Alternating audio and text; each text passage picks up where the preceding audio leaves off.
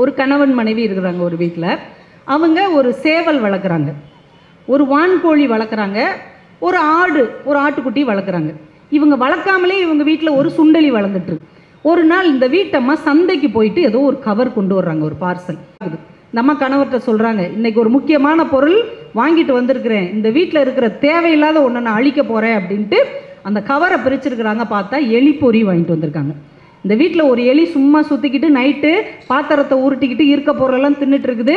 இன்னையோட இதோடைய கதை க்ளோஸ் அப்படின்னு சொல்லி அந்த எலி பொரியை வச்சுட்டு அந்த அம்மா போகிறாங்க. இப்போ எலிக்கு அப்படியே பதட்டம் ஆயிடுச்சு. நம்மளை கொல்றதுக்கு இவ்வளோ பெரிய பிளான் போட்டிருக்காங்களே, யார்கிட்ட போய் சொல்கிறது அப்படின்ட்டு வாசலில் நிற்கிற சேவல்கிட்ட போய் சொல்லுது.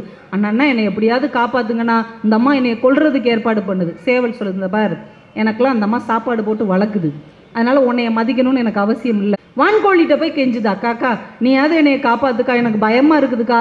அதெல்லாம் ஒன்றும் சொல்ல முடியாது தம்பி, எனக்கு வேலைக்கு அந்த அம்மா நல்லா சாப்பாடு கொடுக்குறாங்க, நான் ஜாலியாக இருக்கிறேன், உனக்கெல்லாம் சப்போர்ட் பண்ண முடியாது, போயிட்டே இரு அப்படிங்க.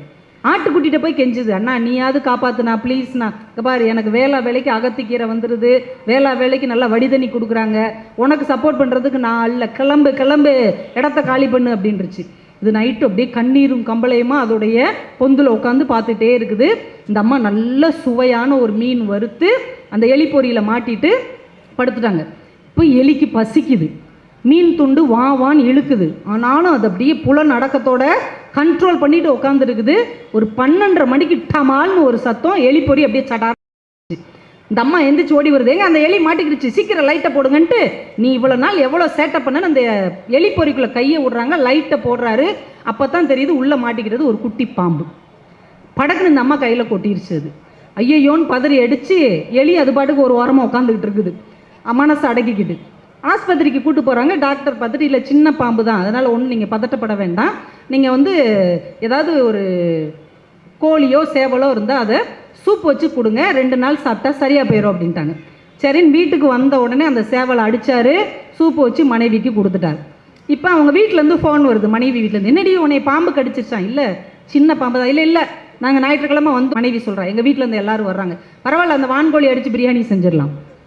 வான்கோழி அடித்து பிரியாணி செஞ்சுட்டு அவங்க பாட்டி சொல்லுது, வெத்தலை அடிச்சுக்கிட்டே, சின்ன வயசுலேயே சொன்னேன், இவ்வளோ ஒரு நாய் கடிச்சப்போ சொன்னேன், தெய்வ குத்தம் இருக்குடா, ஏதாவது ஆடு வெட்டி குலதெய்வத்துக்கு பூஜை பண்ணுங்கன்னு சொன்னேன், உங்கள் அப்பன் கேட்கவே இல்லை, அதான் இப்போ பாம்பு கடிச்சிருச்சு. சரி வாசலில் நிற்கிற ஆட்டுக்குட்டியை வேணா வெட்டி குலதெய்வத்துக்கு படையல் செஞ்சுருவோம். இப்போ ஆட்டுக்குட்டியும் காலியாக போயிடுச்சு, எலி ஜாலியாக வீட்டுக்குள்ளே சுற்றிக்கிட்டு. எப்போதுமே அடுத்த வீட்டில் பற்றுகிற தீ நம் வீட்டுக்கு வராது என்று நம்பிக்கொண்டிருக்கிற முட்டாள்தனத்திலிருந்து முதலில் நாம் வெளியே வர வேண்டும்.